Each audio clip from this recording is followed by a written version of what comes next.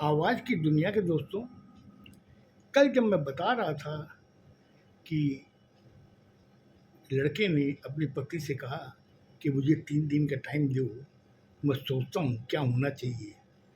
वो 3 दिन गुज़र गए, गुज़रने के बाद में जब शाम को घर आया लड़का, तो उसकी पत्नी ने उससे पूछा कि आज 3 दिन गुज़र गए हैं, अब बोलिए आपने क्या रास्ता निकाला है पिताजी के बारे में। बोला मैं यही नहीं समझ पा रहा हूँ कि आखिर क्या सॉल्यूशन होना चाहिए।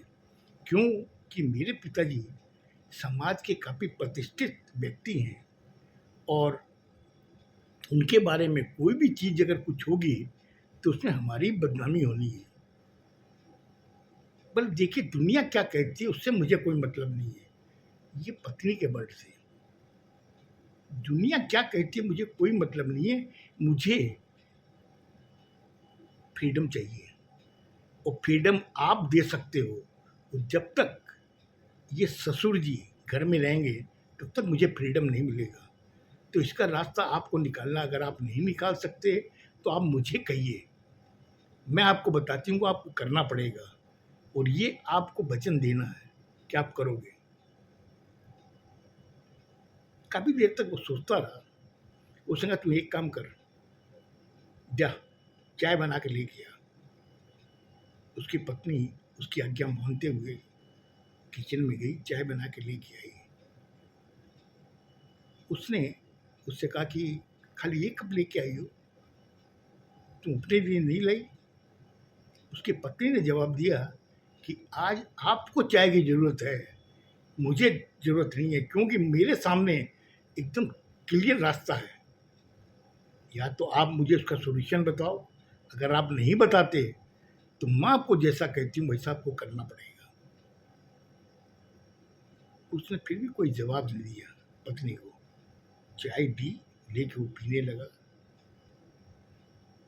पीने के बाद में उसने कहा कि एक काम कर, देख मेरी अलमारी के अंदर सिगरेट की पैकेट है, वो निकाल के ला। उसने उसकी आज्ञा मानते हुए पत्नी गई, उसके ड्रॉअर से सिगरेट निकाली, निकाल के उन्हें दी। बोले लो। बोले ये तुम्हें पीने के लिए मैं नहीं कहूँगा। लड़के ने कहा मैं तुम्हें ये पीने के नहीं नहीं कहूँगा, क्योंकि तुमने एक ऐसे मोड़ पे ला के मुझे खड़ा कर दिया है, मुझे सोचने पे मजबूर होना पड़ेगा कि आखिर मैं क्या करूँ। तो उसने सिगरेट निकाली और जला करके पीता रहा। वो दिमाग के घोड़े दौड़ाता रहा कि आखिर ऐसा क्या हो जिससे कोई नुकसान भी ना हो, पिताजी भी परेशानी में न पड़े और ये भी खुश रहे। सिगरेट जब ख़त्म हो गई तो उसने कहा कि देखिए आपकी सिगरेट ख़त्म हो चुकी है, अब आप कुछ बताइए। तब उसने कहा कि एक काम कर, तू बता क्या सॉल्यूशन है। बोला आपको मानना पड़ेगा। बोले जब मैंने वचन दिया मानूंगा, तो बोल। उसने कहा कि एक काम कीजिए, आप यहाँ से करीब 10 किलोमीटर दूर एक अनाथ आलय है, वहाँ पर आप पिताजी को ले जाइए विजिट कराने के लिए। ऐसे से वो जाएंगे नहीं, आप विजिट कराने ले जाइए और ले जाने के बाद में वहाँ पर उनको कहिएगा कि आप देखिए कितना अच्छा अनाथालय है, कैसे बच्चों को रखते हैं, कैसे बूढ़ों को रखते हैं, कैसे महिलाओं को रखते हैं। वो देखने जब जाएंगे तो उस समय आप मैनेजर से बात कर लेना। उसने कहा ठीक है, मैं देखता हूँ क्या हो सकता है। बोले देखते नहीं है, कल रविवार है, आप लेके जाइए इन्हें, क्योंकि मुझे जितनी जल्दी हो सके मुझे आपके पिताजी से छुटकारा चाहिए। वो कहा कि तू, तेरी बुद्धि इतनी कैसे पलट गई, कैसे तुम इनको अपना दुश्मन समझने लगी। बोले मैं समझ नहीं रही हूँ, हर एक उम्र के बाद में हर चीज़ की जब आवश्यकता नहीं होती है उस समय उन्हें हम लोग स्टोर घर में रख देते हैं, रखते हैं ना। लड़के ने कहा कि हाँ रखते हैं। बोले वैसे ही इनकी अब कोई वैल्यू नहीं है, ये जिस पड़ाव पे हैं उस पड़ाव में ये एक पुरानी चीज़ के लिए की तरह बन गए हैं। तो जब पुरानी चीज़ जब बच जाती है हम लोग स्टोर रूम में रखते हैं, वैसे हम इन्हें अनाथालय में छोड़ छोड़ देंगे। जो भी खर्चा होगा हम लोग महीना का महीना देंगे, उसके लिए तो हम लोग पीछे नहीं हैं, क्योंकि उन्होंने हमें जन्म दिया है, हम लोग उनके का देंगे। लेकिन मैं इनसे छुटकारा चाहती हूँ। तो उसने कहा ठीक है मैं देखता हूँ। दूसरे दिन सुबह अपने बाप को कहा कि पिताजी चलिए, हमने काफ़ी नाम सुना है, यहाँ से 10 किलोमीटर दूर एक अनाथालय है जहाँ पे बहुत अच्छी व्यवस्था है। वहाँ भी बच्चों को भी रखा जाता है, बुजुर्गों को भी रखा जाता है, महिलाओं को भी रखा जाता है। मेरी कंपनी ने एक सर्वे किया है, तो वो चीज़ उन्होंने मुझे कही है कि आप जाओ, जाके देखो, अपने पिताजी को भी दिखाओ। मतलब उसने अपना पूरा प्रोग्राम सेट कर दिया, करके अपने पिताजी के सामने जब रखा तो पिता भी इच्छुक हो गए कि ठीक है बेटा चल, चल के देखते हैं कैसा अनाथालय है।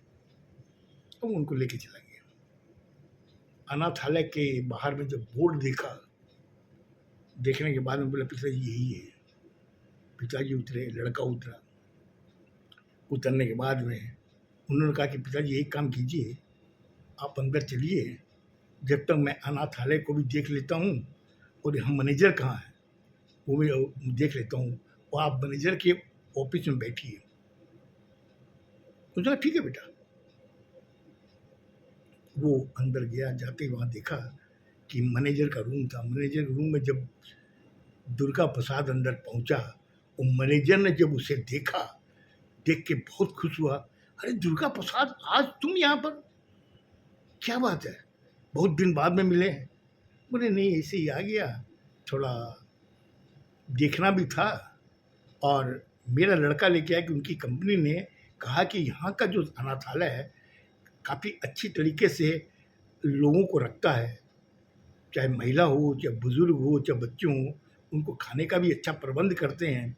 इसीलिए देखने आए। तो हमारी लड़के की जो कंपनी है वो यहाँ पे चैरिटी करना चाहती है, इसीलिए वो लड़के के साथ आया हूँ। लड़का अंदर गया है देखने के लिए। उन्होंने कहा मैं मैनेजर को लेके आता हूँ, जब उसे मालूम नहीं कि मैनेजर तो यहीं बैठा हुआ है। अरे दुर्गा प्रसाद, आज देख के तुमको बहुत खुश हुआ, बहुत सारा। तुम्हारा शरीर कैसा है, तुम्हारा लड़का ठीक है ना? उसने कहा हाँ दुर्गा प्रसाद, लड़का सही है, और तुम कैसे हो? बट देख लो जैसे मैं था आज से 25 साल पहले वैसे ही मैं हूँ, और मेरी खाली एक ही इच्छा है कि यहाँ पे जो आने वाले हैं उनको मैं अच्छी तरह उनकी सेवा कर सकूँ, उनकी इच्छाएं पूरी कर सकूँ, और मैं चाहूँ कि कोई अच्छा लोग आए जो इसे एडॉप्ट कर ले। मैं उसी लालसा में इनकी सेवाई करता रहता हूँ। तब तक लड़का ऑफिस में घुसा।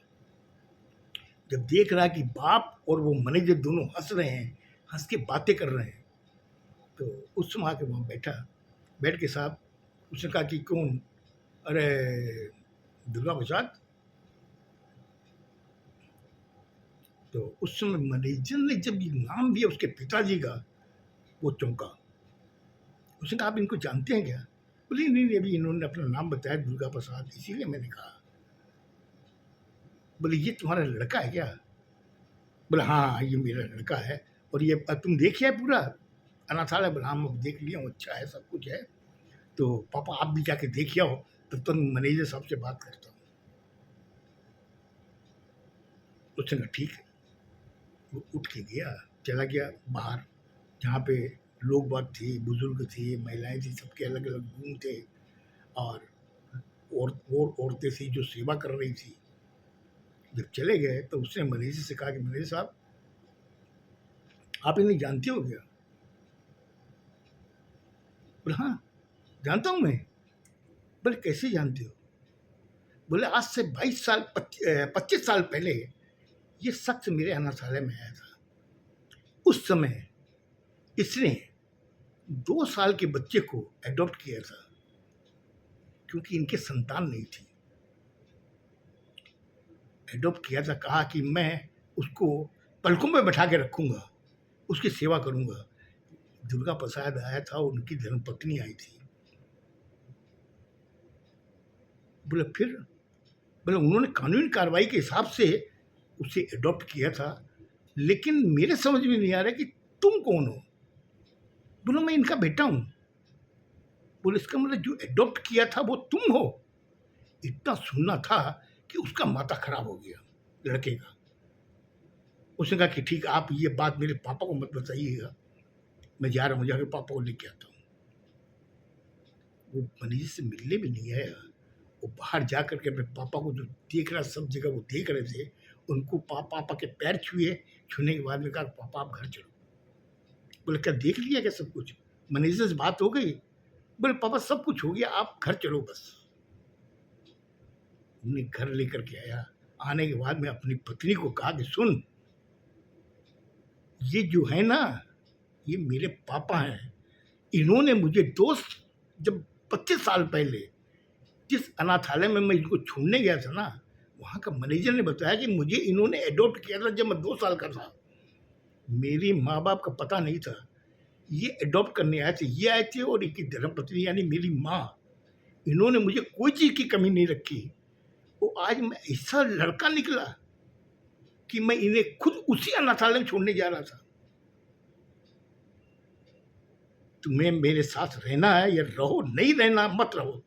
मेरे पापा कहीं नहीं आएंगे, ये इस घर में रहेंगे, इन्हीं का ये घर है। अब आप सोचिए, मैं आपको जो बताना चाहता हूँ कि ये जो आस्था, हर इंसान ये सोचता है कि बेटा बड़ा होगा, बुढ़ापे की लाठी बनेगा। ये एक आस्था है, और आस्था कहाँ पर क्या टर्न लेगी आपको मालूम नहीं। ईश्वर क्या लिख रखा किसी के तकदीर में, सोचिए और मुझे बताइए कमेंट्स करके। खुश रहो, स्वस्थ रहो, धन्यवाद।